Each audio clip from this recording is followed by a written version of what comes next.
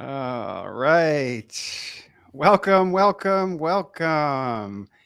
We are live on YouTube to talk about all things headphones from CanJam SoCal 2022. We have the fabulous Emiko in the house, who was Howdy, at hey. CanJam with me. Hi, Emiko. Hi, Brian. Hi, Will. And we have senior acoustics headphone editor William Jennings joining us. Hi, William. Hello, Brian and All Emiko. right. Good afternoon. All right. Well, I got the slideshow up and give people a few minutes to join the live stream, but maybe we'll get some live questions. But yeah, this was a packed CanJam.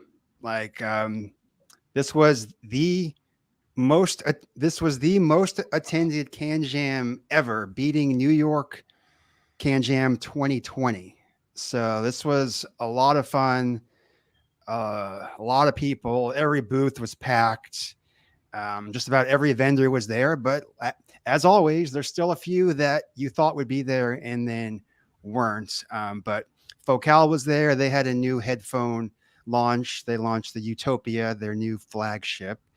And we'll get to that. But I want to start off with this crazy picture. Oh, gosh. We got to start off with the picture. I knew I was going to regret sending that to you. Yes. What are we looking at, Emiko? What are we? That is the Raal Requisite ribbon headphone, although now Will and I are going to arm wrestle over this because Will says it's a head speaker. But I looked at the video footage that I took and I was told it was a headphone because there is an insert piece that goes against even though it's not fully cupped. And then they have a different one that's what they call the Aquaman version. Yeah. Because they actually fold backwards to, look fairly standard. But I just thought for social media purposes and for content purposes, I was going to go full Aquaman mode on it. And they sound amazing. They're really heavenly in my opinion. And I was a little bit afraid that they were going to be too dear and too what's the word I'm looking for? Like too delicate, and they weren't at all, right? Will, you've tried them, right? Yeah, I've had the opportunity to try them a couple of times now. No, delicate would not be the word for them. Yeah, definitely not. Definitely not. I was surprised though, Will, and maybe you can attest to this too, but I was surprised at how comfortable they were because I was afraid that they were going to sort of sit on the side of my head and then sort of flop about, but they don't actually. No, and they look a lot more ungainly than they really are. Yeah. That's, as I say, it is one of those images where it looks a little funny, but they sound absolutely fabulous. And they do stay put fairly well. They do. And this is one of those weird moments, not to jump into it, but based on the asking retail price, I think there are a lot of people in hi-fi and audio and also in the head-fi community that there's a certain ceiling at which they stop spending money, which no shade to anybody. Everybody's budgets are different, of course. These come in, they start at like $3,000, if I'm allowed to say that. I would actually consider based on how they sound, how they feel, the construction of them, and also learning about the company itself and how they're made, I would feel good about having them live at my house in exchange for money. I guess I'm confused. You said they start at 3,000. What do you mean by there's other versions? They pair them. Well, okay. So they pair them with, there's a couple of amps that they have available. And so if you package them, if you modify them, there's a fully enclosed, not an identical version, but sort of a sister version to these headphones that don't Aquaman out, as it were. And so those prices all different. So I'm just saying that the entry point for this is around $3,000, give or take. Well, and realistically, you have to pair one of those amplifiers with them because these are not something you can plug into your phone or a standard amplifier and have work. So the downside is, yes, the headphones start out somewhere around $3,000, but realistically you're closer to $4,500 by the time you pair an appropriate amplifier and the other things you have to have with them. They're fabulous sounding, but they are a high entry price item. They are, but I have to say, this is a moment of like anybody that would consider this particular headphone is, I mean, you're committing to go big or go home. There's no question. And I say, like, just go for it. Honestly, they're very cool. And they're also, the other thing is they're not as heavy as I thought they would be. Will, I don't know if you had that experience as well, but you sort of look at them and you're like, are those Lego blocks? Like what are they? And then you pick them up and you're like, oh, they're comfortable. They're okay. Yeah, there's several on the market right now that are a good bit heavier than those. And like I said, they do look pretty ungainly, but comfort wise and weight wise and that kind of thing, they're really done very well. And to your point, if you ever have a chance to sit down and talk to them about how they go about putting those things together, they're just about completely bespoke as far as the production goes. So it's a really neat conversation to have. Yeah, it is. And the people are so sweet. And they really took the time with me to just make sure that all my questions were answered and there was no stupid question, right? That it's not the type of situation where the exhibitor gets sort of annoyed if you ask something that you should quote unquote know already. They're very welcoming. I mean, the whole experience, I think that's the other thing, is the whole experience is so inviting that you feel good about purchasing something like this because you're supporting a group of real people that are doing real work. It's very artisanal in that sense. And we will kind of, oh, sorry, William. No, go right ahead. No. I was going to move us on, but if you had one more point to make on these. I was going to say, I think when you're talking about spending that kind of money, that's a really key point too, is that, there are several brands up there in that stratosphere that market into the $4,000, $5,000 headphone range, but being able to say of those, not only is this one that I really like the sound of, but I believe in what the company's trying to do, is an important piece of it for a lot of people. Great. And Absolutely. We will add links to all these in the show notes once we're done. So look for that below. But just real quickly, what's the name of it if people hear it on YouTube and they want to look it up? Is it pronounced Raal? It's RAAL Requisite. But how do we pronounce that? I believe it's Raal is what I've heard. Raal? So, okay. Yeah. All right. Well, from the biggest to pretty much the smallest, we'll enter some of the IEM category with the Shure new models. We just talked about the new Shure SC846 Gen 2, which was on display. William just published his review of it. It's an $899 earphone, IEM, depending on how you want to classify it. William, did you have any thoughts you may want to share on that? I thought it was admirable that Shure, when releasing the new version, held the price point. I think that's a big thing to point out, is they have improved the 846 with the Gen 2. The new filter, it gives them a little bit different flavor.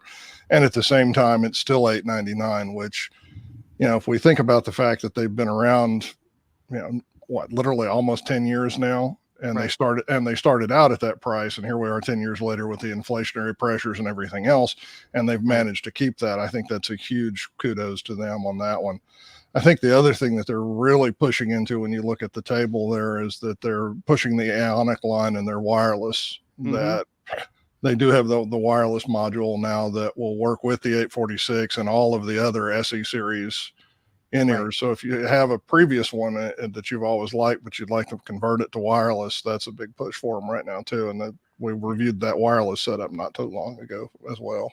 Yep. And if you're looking at the two more traditional headphones on the table, those are the Ionic 50 and the Ionic 40s. One of the few wireless models that we actually saw at the CanJam. There's not too many there, but they look extremely well made. I know we've also reviewed both of those, Will, and just some quick thoughts on the white and the black model that you can see in the photo.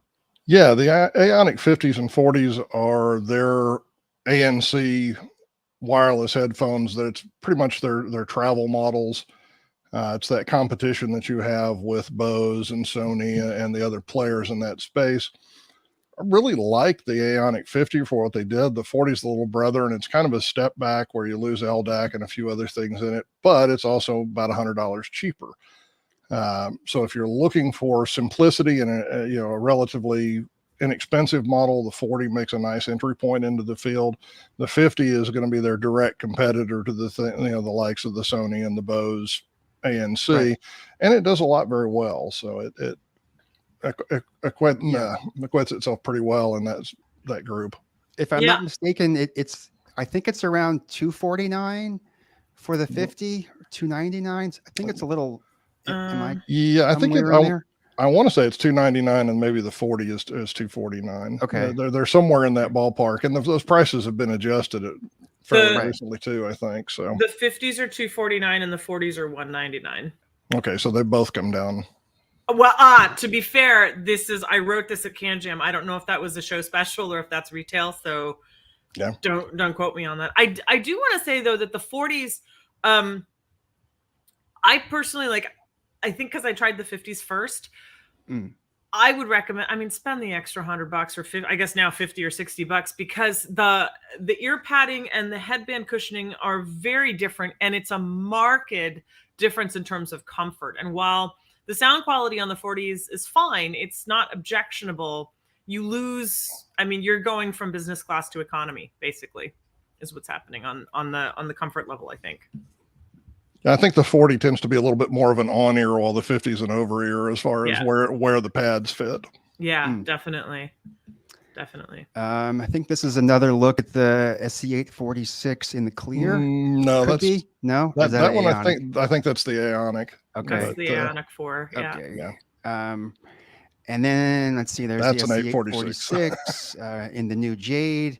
Oh, and I should mention we have a whole nother hour-long podcast talking with the Shure product team about the Shure SC846. So if you're really interested in that headphone, look on over on the YouTube channel for that, and you'll find that video there. So, but there is one thing about Shure. I don't know if you've tested these. This is the KSE 1500. This is their top of the line electrostatic IEM or earphone, however you want to call it. It comes with the package. It comes with the DAC and the headphone amp together. So it's a portable package. It's about 3 times the price of the 846. We're talking $3,000. So this is serious IEM territory. And if you don't need the power, there's kind of a step down, less expensive version that they're calling the KSE 12,000, which comes with this. I think it's a headphone amplifier that's also compatible, and you could save a little money. But they use exactly the same earphone. This is their electrostat. So different technology than what you're looking at with the 846. The 846. All balanced armatures internally and can be run from a dongle or a phone, a tablet, or whatever else. These are an electric static headphone, so they have to have an energizer with them. What they started out with the KSE 1500s, and what they ran into, and talking to Sean, we got an opportunity, to speak a little bit about this and the other podcast. And what they did was they figured out that the DAC was the most rapidly changing component right now, that they came out with it. And a year or two later, people are looking for MQA, they're looking for DSD support, things like that, where that DAC module has changed. So what they did was essentially just omit it and come out with a 1200, where it has all of the same bells and whistles minus the DAC module. So you have to feed it from something else, but that way you don't have to worry about it constantly being, out of date or trying to figure out what to do with the limits of the DAC module. So actually, we do have a 1200 on the way for review as well. So fantastic! Sean set us up on that one, so we should have one. All right, we'll look forward to that one coming up. Let's see what's. So then we made it over to Astell&Kern, and this is another world premiere review that William has just completed. Their latest digital audio player, the SP3000. William, this thing is a work of art. When I got to hold it, this, it's a lot heavier than I thought. Like it's packed to the brim with, I don't know what they put in there, but it's a serious piece of art. I would say. Oh, absolutely. And then they start out by advertising that they made it out of 904 stainless, which is typically referred to as a watchmaker's steel.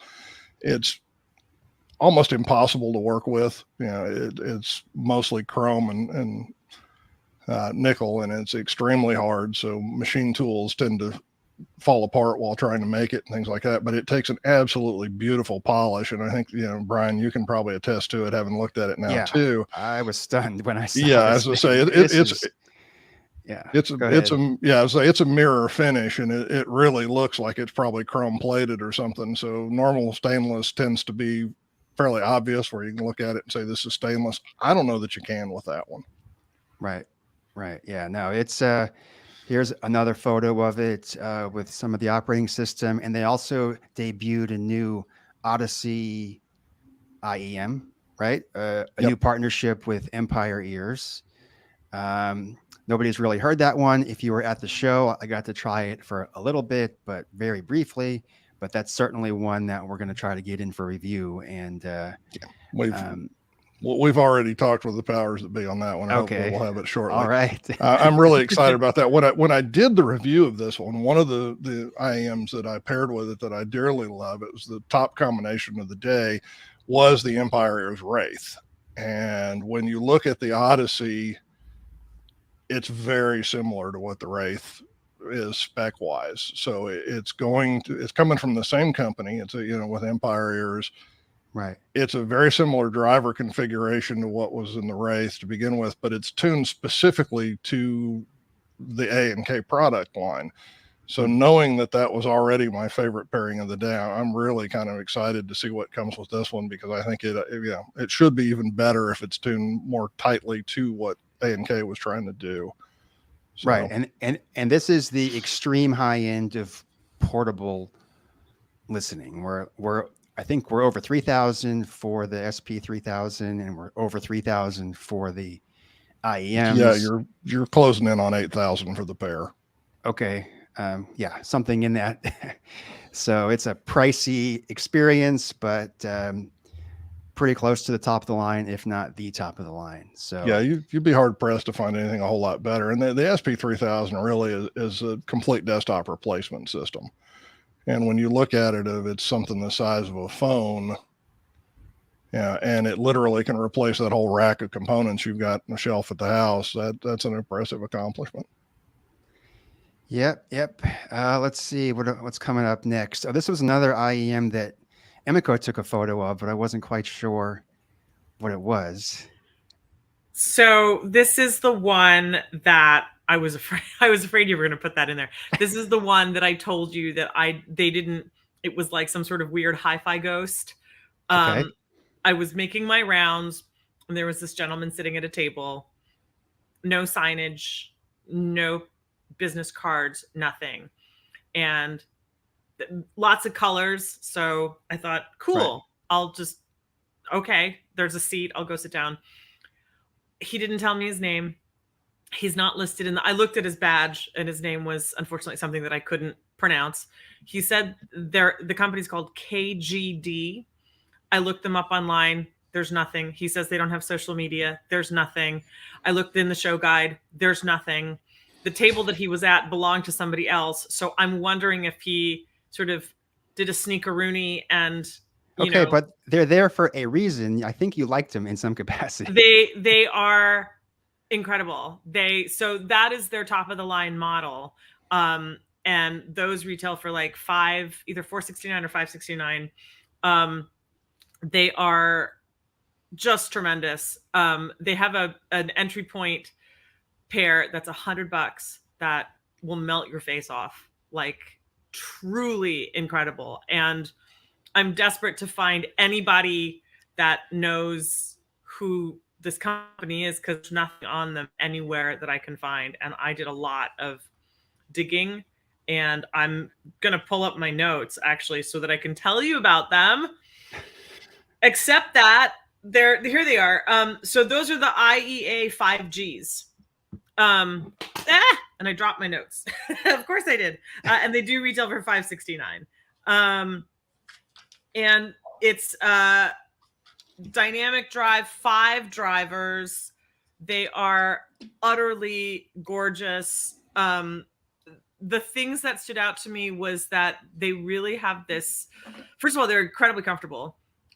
Second of all, you can switch out they have dedicated swappable cables, which come at me, don't come at me. They make a difference as far as I'm concerned. I heard the difference. But these are probably one of the first IEMs that I'd heard where there's a real distinguishable difference between bass and low end. And I was so happy that they made that sort of a sticking point and a selling point when they were developing them. I signed up on some sort of mailing list. I don't know if it's legitimate or not. I'm hoping to get an email from the guy.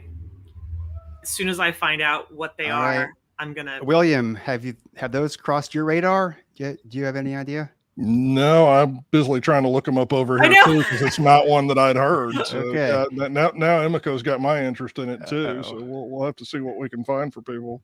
Life changing. I want to get these for the holidays for everybody because they're just like whether you need them or not, you got to have them. All right. Let's see. From there, let's move on to the new Meze. This is the 109 Pro. This is their new open back headphone for $799. I think it just debuted at the show. I think it's an incredible value at $799 and a lot of things to like about it. I'm pretty sure we will get these in for review at some point, but it's definitely one that we're watching. Let's see. Then I jumped up to the Meze Elite, and that's their top of the line model. Yeah, I mean, when you're spending, I guess, close to $4,000 on the Elites now, is that right, William? Yes. Yeah, I mean, there's a jump. I mean, but that's not a jump everyone can afford to pay, especially when you pair them with the Ferrum stack, which adds another $3,000 to $4,000. You're talking a serious high-end headphone system. So, and you've got a Chord Dave in the background there that a bigger jump. Yeah, that's right. But I know you've reviewed the Meze Elites, and just real quickly, William, just some thoughts on those. I think the biggest thought is if you have an Empyrean and you haven't tried the Elite, don't look at them as being the same headphone. They're not. The looks are very similar, and I think that confuses a lot of people in that they're very different tonalities. And quite frankly, I think you'll find out that if you fall in love with the Empyrean, you may find some things with the Elite that you don't like as well. For some of us that really like the Empyrean with the bud at the end of the statement, where there were a couple of things we do better, the Elite is a better fit. For me, it was the clear winner of the two. But they are very different tonality wise. Okay. Moving on. These were the most expensive high-end ANC wireless, if I said that right, wireless noise canceling headphones, I believe, on the market, but they're not on the market yet. So I shouldn't give them that honor yet because they're not for sale. They're the T+A Solitaire T. And they feel luxury. Like you touch them, like they feel like they're expensive. Like that's and they got all your features, noise canceling, transparency mode, all your typical stuff. But this is kind of like your luxury first class model that they're aiming for. I know Emiko tried these on because I was with you, I think, at the booth at the time. I wrote in a piece that's going to be published soon that these are like flying private. They literally they're not even first class cabin headphones. These are literally, you're on a private jet with these, and they're so soft, like butter. Oh, it's like never have you ever wanted butter on your ears until this moment in time. Really, everything comes through. They're just beautiful. So I think we got like a prototype listen. I don't know what we heard is the exact final tuning because they're not out yet. So we're not going to This is another snapshot of them.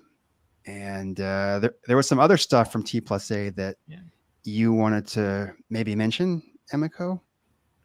Oh, their entire setup was really cool. It's one of the things that I really like about T+A is that they have very different, what am I trying to say? When you jump from one level to the next with them, you know you're gaining ground. It's not a questionable thing where you're like, I think I can hear the difference. I think that feels a little better. There's no wondering about it. And they make those delineations really clear. I just thought that this was a great setup, and I can't remember what I wrote about it other than they had, because they had a bunch of different levels of their kit, as it were. Right. I remember the one of their associates was like, you can change the backlights in that. You can change the meter gauge colors.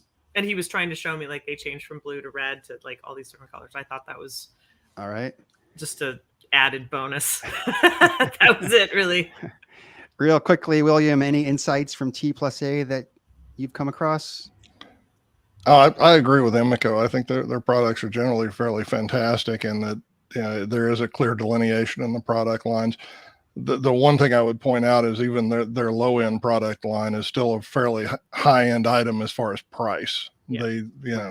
They start high and go up from there. So the one issue is a barrier to entry with price, but they make some fabulous stuff.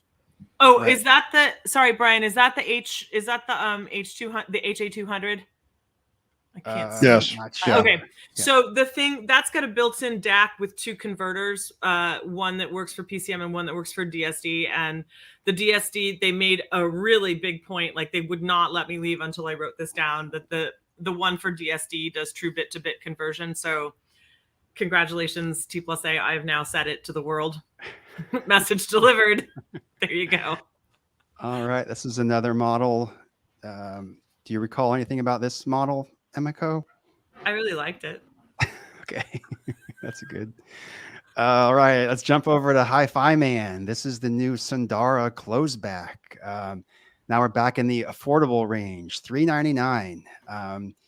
And the EF400 and the EF400 amplifier that it's sitting on top of.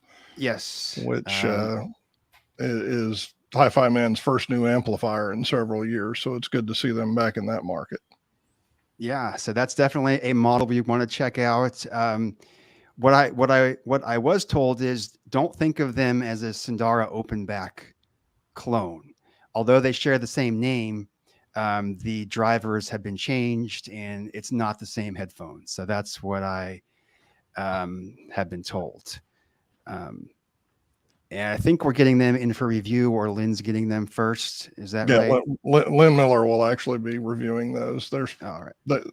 I think there were some issues with their supply in the U.S. and that they were announced and they were supposed to be here and then nobody got them for a period of time. So they've started to show up more frequently, and we are assured that we have a pair on the way at this point. But we had hoped we'd have them sooner, but that's one of those current climate being what it is. Right. Yeah, there's another shot of them. The Sundara open back.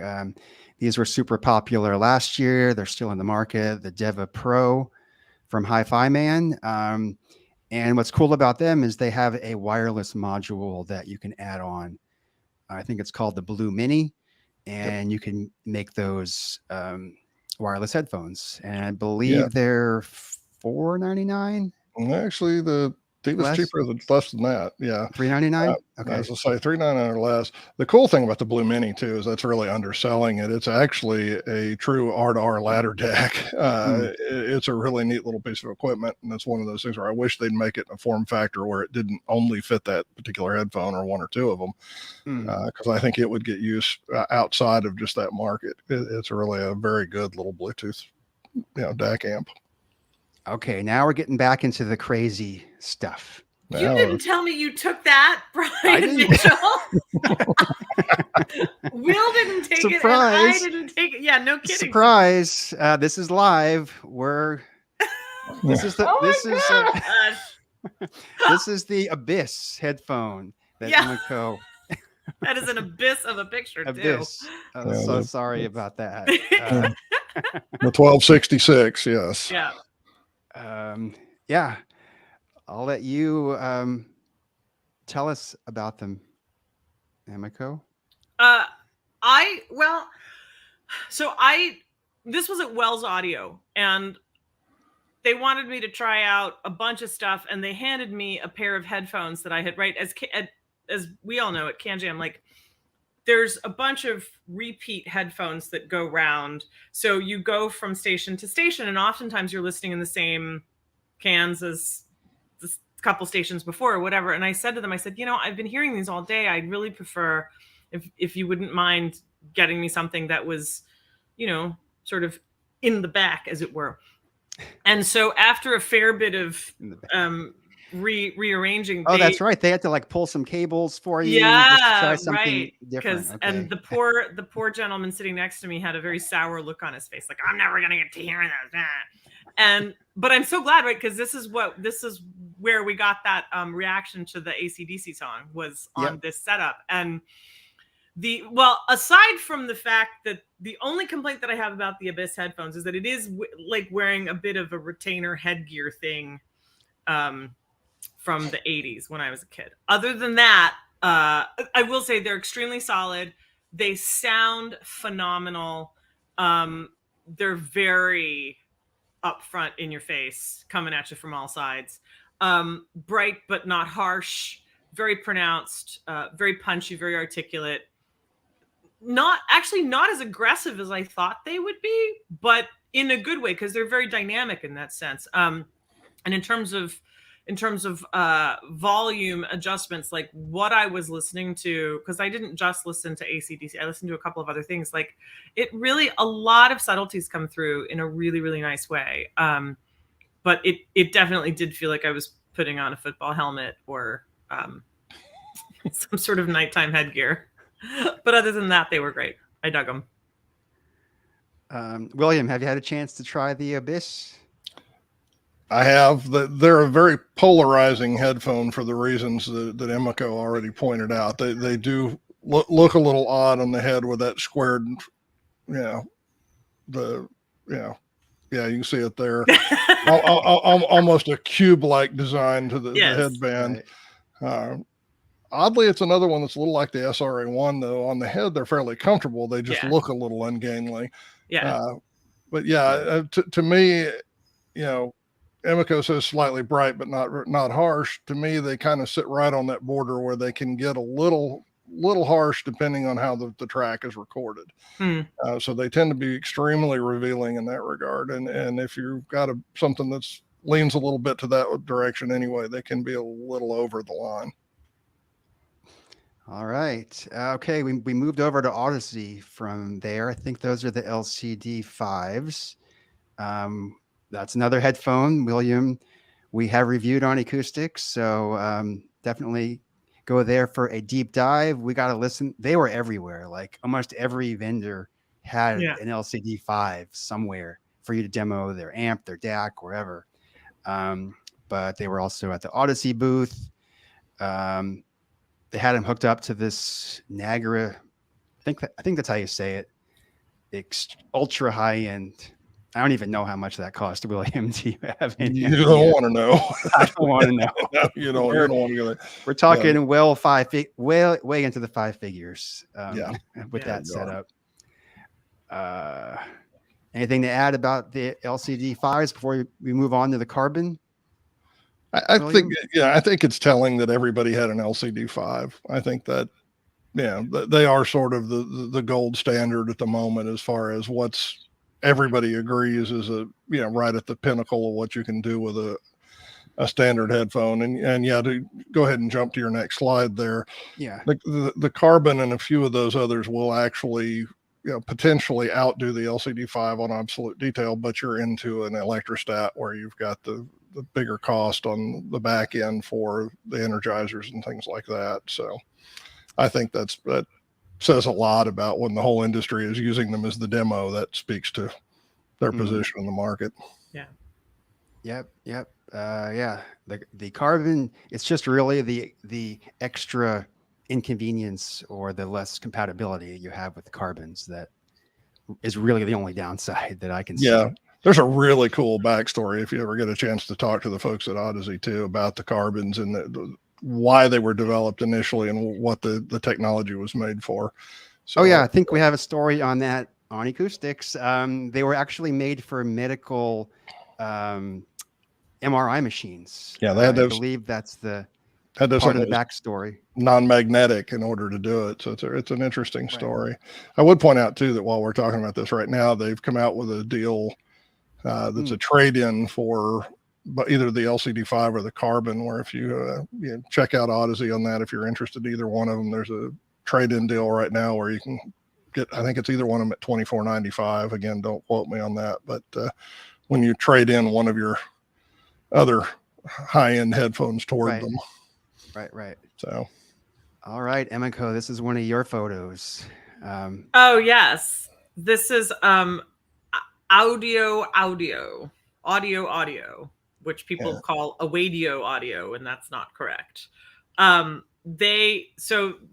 Full disclosure, they showed at the show for the last 2 years, and because I'm so busy running around ragged, I've never gotten a chance to sit down and listen to them until CanJam. And this is the MU605 604 combo. It's a Bluetooth receiver and DAC. And what's interesting, these are tiny, and I think they're like 179, 180, 169, 170 respectively. Very affordable, extremely compact. I will just be overtly female about it and say, I can put those in my purse. Like I literally could have put them in a bag and walked away. They're that small. And they pack a punch and a half. And what's interesting is that top unit that you see, it has independent left and right channels, and they developed that specifically because there are people that they wanted to address the issue of hearing damage with. And so this is a way for folks to get optimal listening, but still compensate for whatever hearing loss or damages they may have. And also just personal taste. So I thought that was kind of neat because that's something that like we have in pro audio, but we don't see a lot of that dedicated type of stuff in hi-fi in this very obvious way. And the fact that it was that affordable, I paired those with the pair of focals. And then I switched over to, I can't remember what the other pair of headphones was, but really, really beautiful stack for super affordable. I mean, the quality far exceeds, pardon? Do you remember the price? 179 and 169, respectively. And I mean, far exceeds quality far exceeds the price for that quality. Like just should be hundreds of dollars. Yeah. The brand on those is xDuoo. xDuoo, yeah. Yeah, so you'll hear it's xDuoo as well. Yeah, and that top piece what you're not seeing is there are 4 tubes that stick out the top of that it uses. Right. Yes, they're tiny little tubes. They're really cute. 6 AK5 tubes. Yeah. Okay, talk to us about the Spirit of Torino. Yes. Am I saying that right? Spirit. Actually, it's just Spirit Torino is what they're called. Yeah. Okay. Two Italian gentlemen from Torino, one who loves popcorn a little more than is healthy for them, I think. These are all made in, he wanted me to tell everybody that he loves popcorn. Okay.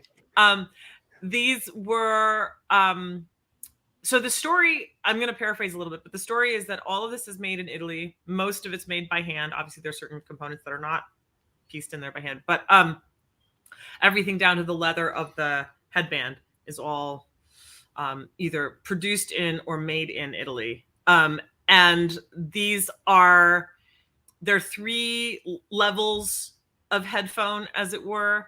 And they started this sort of pre-pandemic, and then during the pandemic, when Italy was, really hard hit, they sort of were virtually communicating with each other and came up with this new revamp of the line. I didn't get a ton of time to sit with them only because there was a guy sitting next to me listening to death metal at top volume, and with open backs, it bleeds through. So my listening experience was not optimal. But what I can tell you is that they're extremely comfortable. They replicate strings and woodwinds, a lot of orchestral instruments. Like I feel like these are made for, well, they're not made for death metal. I can tell you that. They replicate orchestral music incredibly well. They're a very refined headphone. I think that they are great for a refined listener, someone with more classical taste, jazz, things like that. Do you remember the cost on these? Do you remember thousands? Thousands. Cost of a small car. Yeah. No, I mean, no, they're not like $10,000 or anything, but you're talking anywhere from like the 2 to 6 range, depending on which one you're getting. That's the Mistral. That's another one of theirs, which is really nice as well. If you go to Spirit Torino's website and their YouTube channel, just type it in. They have a really cool explainer video, which is really nice, and they go through all the engineering and everything on there. So it's highly worth checking out. All right. This was, I guess, Back to the Abyss. We have a mixed up slide, and then we went over to ZMF. And this is the Atrium model that looks like Emiko is swooning. I think the word is swooning. Yeah, swooning. Swooning might be the right thing. Yeah. It could be because of the purple color, or maybe the sound. Or maybe both. Both. A little bit. A little bit of both. Yeah. Yeah. Yeah. So these are, I want to say 2,500, something around there. Yeah. Yeah, ballpark. Depends on which wood. Right. And yeah, so ZMF was extremely popular. So this was their new model, the Caldera. It just debuted at CanJam. It's an electrostatic, I believe is the term. I got to demo them side by side and went back and forth. This was one of my more interesting booth experiences where the person next to me was sitting there for 3 hours going back and forth between the Atrium and the Caldera. And yeah, so that's what you can do at a headphone show, is like you can bring your own headphone and then compare it to what's there. You can look for different DACs and amps and kind of compare what you're used to. But yeah, it's a really unbelievable way to try some of this stuff out. William, any experience with ZMF? Oh yeah, I think ZMF is one of those great stories in headphones, in that, from humble beginnings, this is started out modifying the Fostex T50RP headphones, and made their name doing that, and then have gone well above and beyond that start at this point. The Verite, that's the top end of their line, is one of my absolute favorites. Fantastic headphone. But yeah, I think ZMF is one of those sort of Cinderella stories, and that, from one guy starting out in his garage to what they managed to do is pretty spectacular. The Caldera, I don't think is even on their website yet. I was going to check real quick and see, because I'm not sure whether that's an electrostat. For some reason, I'm thinking it's a planar. Planar. Yeah. You're right. You're right. Say, I'm wrong. Thanks for correcting me. Yeah, it's I was I was thinking it was a planar magnetic, but as of right now, it's not even on their website yet. So that's I think it was an exclusive for the show, and it may be another few weeks before we start seeing them trickle out. Right. Let's see. Some tubes, Emiko. So that's the Raal Requisite VM1A. That's the tube amp that the Aquaman headphones go through. I think, just as an aside, Raal Requisite and Abyss should do some sort of cool collaboration. Right. Square headband helmet thing with Aquaman ears. Oh, Cross Zone. What's this? Cross Zone. Will, do you know about Cross Zone? Have you tried them? I have not tried them. I've heard of them. I'm waiting for one. Oh man, this is their CZ line, right? They've got the 8, the 1, and then the one in the middle. And so they're a Japanese company, which of course makes me very happy. And what's cool about them is that the driver is actually placed out in front, so their placement is different, because the idea is they wanted to emulate speakers in your head. So as opposed to coming at your ears sideways, they want to come at you more from a more open and multi-dimensional soundstage. Extremely comfortable, not budget friendly unless you are, living in a gold palace. But really, really good. Really good. They were paired with this Riviera amp that, again, also just knocked it out of the park, and highly, highly recommend. I was actually more taken with their middle line headphone rather than their top end line. I felt like their middle line, at least sonic signature wise for me, gave me more of what I wanted. The top end line was, I don't want to say it was over the top, but again, that's just my personal opinion. But for comfort, you're not going to beat it. It's all three of their levels were fantastic. Highly recommend. All right. Do you remember starting prices at all? I do. I wrote them down. Crud. Wait, I have to go back up to the top of mine. I covered like 40 of these people. So here we go. The CZ8. The CZ8A, which is the newest in the line, is $2,000. The CZ1 is $2,500, and then the CZ10 is $1,000. And then they pair them with these amps. I mean, the Riviera amp is $18,000 apparently, and then they had a Lieben, which is $49.95. So you're looking at an investment and a half. But really, again, very good. And this is some of the xDuoo stuff we covered, but from before.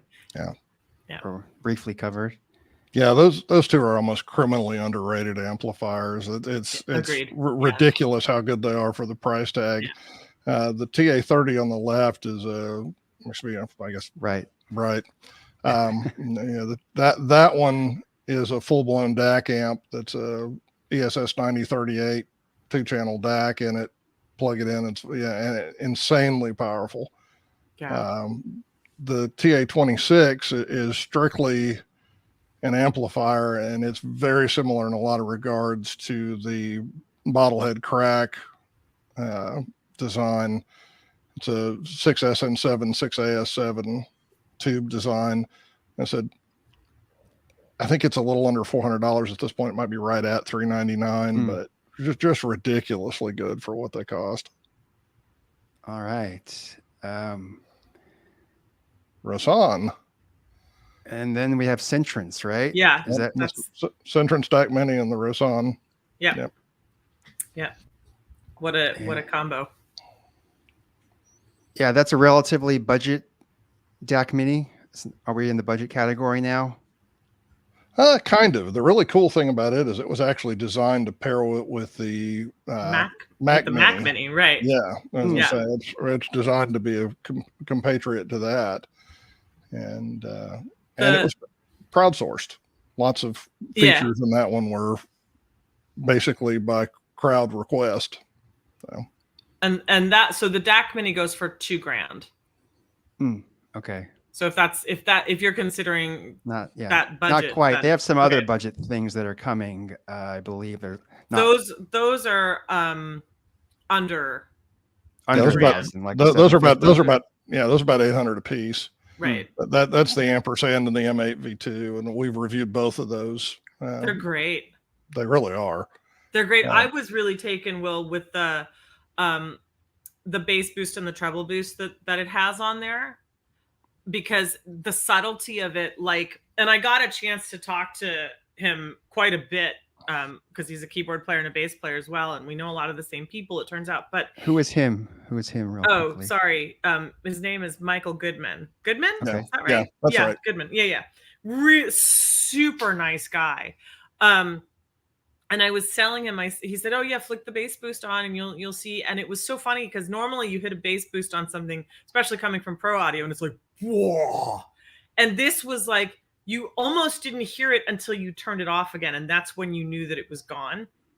And that to me is the mark of a really good piece of kit, because that shows you subtlety. It shows you sort of a graduation into it rather than like just a punch in the face type of a thing. You notice it when it's gone. That means that they did their job really well. I'd put the M8 V2 right up there with the likes of the Chord Mojo 2 and yeah. one or two others is the best portables that are currently available in that. And I agree with Emiko.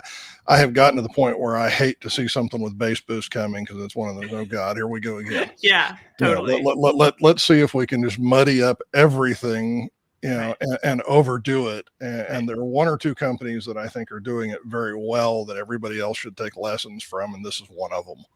100%. 100%. Yeah. All right. I think this is a photo of the Clear MG. I believe that's not quite a new model. It's been out for a year or so. But the FoCal line, linear tube audio was there. Was this what they had hooked up to the electrostatic carbon from Audeze, I believe? Yeah, it was. Yes. I think yeah. Although that's not it plugged in there, because if you look, your electrostat port is sitting there open. That they've got something else tied to it that's a high impedance. Right. Yeah. That amp will handle either or, but yes, that is what they'd run the carbon with. Gotcha. Let's see. Susvara was there on a few booths. The most expensive HiFiMAN headphone for $6,000. That photo was my attempting my fate, which you'll see on social media later, since you're leaking out my social media pictures now. The pairing between the Susvara and the Prima Lunas, I was like, okay, I'm done with life. I'm going home. I found perfection. I'm leaving. Thank you. Goodbye. Bye-bye. I'm out. This was just it for me. And I have dropped everything off my Christmas and birthday list, and this is it. So I'm going to start a GoFundMe for this. It really was spectacular. What was the tube amp or preamp in the back? Prima Luna. Yeah. Do you remember the model or anything about it? Let me see if I wrote it down. It's their integrated. Looks like the 4K from here, but okay. Half of it's blocked, so it's hard to tell. I know. I have other photos. I will amend. I should have picked a better picture, but sorry. Look for that on That Hi-Fi Girl's social media. Look for it You'll everywhere. Find some more of that. This was the only I didn't see any turntables, but you found one. I did not see any. This was so project. Yep. Somebody tried to tell me it was project, and I nearly took their teeth out. So they hooked me in and really made me spend a good 20 to 30 minutes with them. But this was the only, and I was so glad that I did. This was the only analog setup situation that went into headphones. And what's really cool about this is it went balanced. It was just, so the record that's on there is a 30-year recording of Sting. And it just felt like, I mean, you could feel it. It's a totally different experience, transformative as heck, and really different than everything else for obvious reasons. But the balanced to balanced really makes a big difference as well, I think. I know. Do you remember the model on that project? The turntable? Yeah. I remember that they had a Sumiko cartridge. That was like a big thing that we were talking about. Let me scroll up and see if I can find it. Here it is. No, they just told me it's the balanced turntable. $1,800 with the Sumiko cartridge, to a balanced phono, to a balanced head amp. Oh, and they had paired Sennheisers with them, which I thought was a fairly interesting choice. Right. I think these are the phono box. Are these the phono? That's the project. Yeah. Project phono box. So that was the complete analog setup. I mean, that's surprising in a way that there was one analog headphone setup in the entire CanJam. Like, I don't know. I guess, William, is there anything is there any uptick in analog headphone listening now with kind of a more resurgent turntable and record market? Oh, absolutely. I think there are a lot of people listening to vinyl on their headphones, so I think you have to include that. But I think you have to be careful when you say that. You know, we've had some things come out lately about some of even the bigger players in the audiophile analog world that, you know, all at once they're DSD mastered to analog. So there's still digital sneaking in to even some of those as well. So it's, there are phenomenal setups in both, you know, digital and the analog world. And I think, you know, there are an awful lot of people doing it with their, you know, their turntables and their vinyl.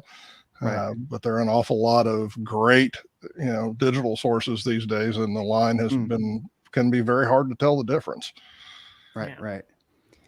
I had to put that one back in there just to mix things up, but that was what we talked about at the very beginning. I'm beginning to go back to. Looks vaguely like you ought to be a Star Wars princess in that, Emiko. I mean, I'm working on at the moment that 4-panel graphic that I made with the poorly overlaid cases with all of us wearing.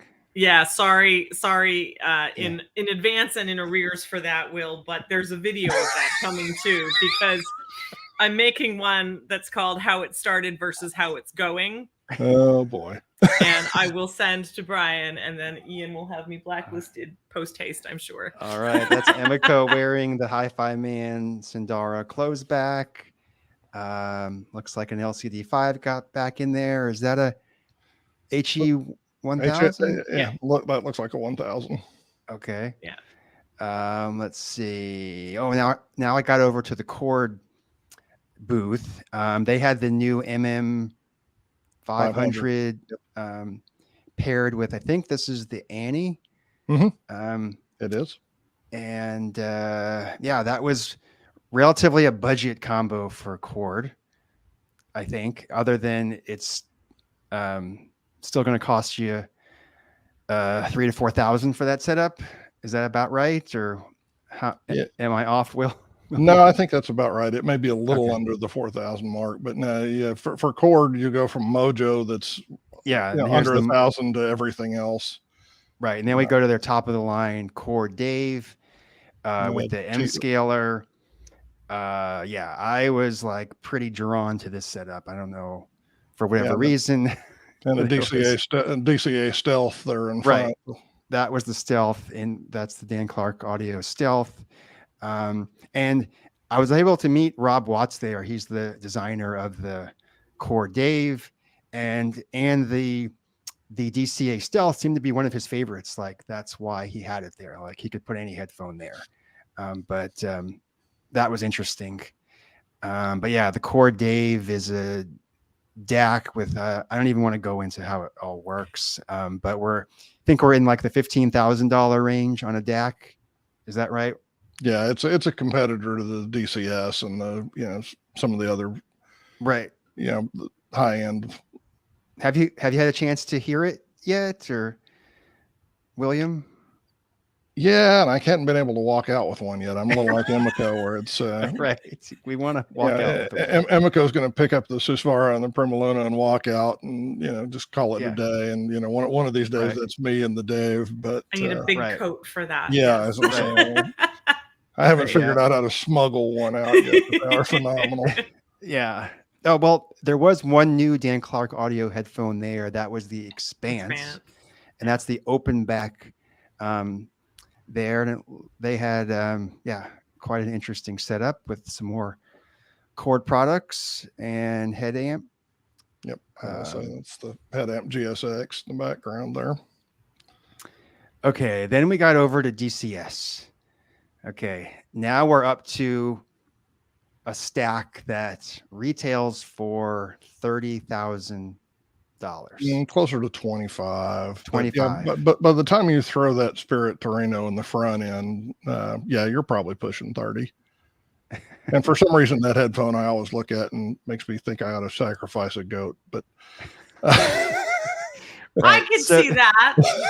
There's just something about that the outer plating it's very Silence of the Lambs. Yeah, DCS had Susvara, they had Focal Utopia, they had LCD5, they had every high-end headphone there you could listen to with their setup. This is what they showed as the interior of their DAC. Yep. Basically a folded Bartok. Yeah.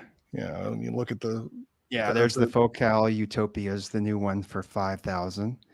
Their new flagship. But yeah, what's the word on DCS, William? Oh, they make a fabulous ring DAC. They are easily one of the top players in the DAC market. One of those that gives the Dave fits. They're both phenomenal. A little bit different in that, Watson and the folks at Chord do an FPGA where it's a programmable array to do theirs. So they're doing all their own programming, and then DCS uses a ring DAC that's an interesting technology in and of itself, and just one of my absolute favorites. But price wise, they've always been right at the top of the market, where they were inaccessible to most of us mere mortals. This particular stack is nice in that it decouples that, where you can buy a piece at a time and at least bring it down to where maybe you can, afford it if you buy it, a piece every couple of years kind of thing, where you couldn't otherwise. So. Yep. Let's see. What are we? Oh, this was another extremely high-end setup, but I like the way they did it. This is Warwick Acoustics. They had their own little booth within a booth, private listening chamber, where you could kind of go in and drown out the noise and listen to, they had two setups in there. And I'm going to get the name wrong. One starts with a B, like Brevaris, something like that. The Bravura and the Sonoma. And then there was that black limited edition one that they put in, right? Yep. Aperio, does that ring a bell? Yep. It's the Aperio Black, or Black limited edition Aperio, I guess is how it's written, I think. Right. And I believe these are, I think it was like a $7,000 or $8,000 headphone rig listening system. And then there was a $30,000 one with the other on the right side. So that was an experience. We do have a better picture than that, don't we, Brian? Yeah, we do. There we are. We're inside there. Now we're inside the Warwick Acoustics booth, trying them out. And thank you, Emiko, for snapping that one. You're welcome. I think that's got to the end of our little slideshow. Any closing thoughts on your overall experience at CanJam? Emiko, let's start with you. Yes. From a putting on a show side, I want to say well done to the CanJam team, because put on a show every year and I know what that feels like, and they just knocked it out of the park. So well done, kudos to them. I do want to say that I wish that and maybe just because the capacity in which I was there required me to be more focused and more organized, but I certainly would not be mad at spending one more day. If CanJam became a 3-day event rather than a 2-day event, I would feel, or even a 2.5-day event, I would feel okay with that. Overall, I felt like headphone culture is a really, it's a beautiful thing. It's a really beautiful thing. I would love to see more. I know there are lots of headphones. There are a lot of IEMs that people use that are good for stage monitoring as well as just listening for pleasure. I would love to see over-ear headphones and on-ear headphones that are more durable, that cross over into both the pro and hi-fi markets. That's something that I know has not happened quite a bit. That's in the budget-friendly range, and so that's something I'd like to see. But overall, like, I had a ton of fun, and I need to make space for more headphones. Like, I'm going to turn into Will. Oh, we need. There is one thing I would say that's good news on that, Emiko, and that is in talking to Audeze about the MM500s. There were some hints about the fact that there may be another model that comes out in that series that's more budget friendly, because not everybody has the budget of a Manny Moroccan. Right. Right. Yeah. So there may be some news there at some point down the road as far as your wish list there. Yeah, definitely. Yeah. I mean, some of my wish list is I want to see more of the more affordable stuff there that people can go and feel like they're not going to like go bankrupt because they want that Prima Luna Sisfara setup that Emiko. And the ZMFs. Yeah. Yeah. So that, I mean, but I mean, they've never, like, the consumer part of this market has never really gravitated towards the hi-fi shows. Like, this has always been an extremely high end, state of the art place to show off what's capable in home listening. And for that, they do an incredible job. Yeah, I mean, Well, and I yeah, think people go because they want to be wowed too. right. Yeah. You know, Right. there's Show an me the best you got, expectation. right? Yeah, there's an Sure. expectation there that I want to see things I wouldn't normally see. I want to try things I couldn't normally afford to try. You know, so Right. there is a sort of a dog and pony show aspect to it in that regard. And I don't know that it's as much the manufacturers as it is the audience that sets that expectation. Right. Yeah, Right. for sure. Well, I mean, what do you think about pricing? Like, have we hit some ceilings, or we seem to like blow past 1,000, blow past 2,000? We're way past 4,000 now. 5,000 and 6,000 doesn't seem unreasonable anymore. Like, where do these headphones top out at, where they kind of pull back, or are we just going to get like this ultra luxury side where we're going crazy? Oh, 20,000. Yeah. I think 6,000 is still unreasonable. I'll be honest with you. I think there's still a law of diminishing returns in here, and that is, you know, to pick on an Emiko for a minute here, you know. Honestly, yeah, honestly, you know, I was going to ask the question, you know, when you tried the Prima Luna and the Sisfara and you start looking at that, and, you know, realistically, you're talking probably $10,000 to $15,000 for that setup. Right. Was it, you know, 50 times better than what you listened to on the little xDuoo setup that might have cost you $1,000, you know, with headphones included? For me personally, yes.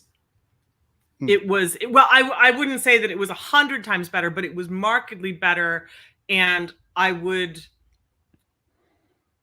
okay, 5 figures, I would have a little bit of I would need an extra minute to justify that. But 4 figures, higher 4 figures, I would be absolutely open to considering for sure, because the difference for me really was that big.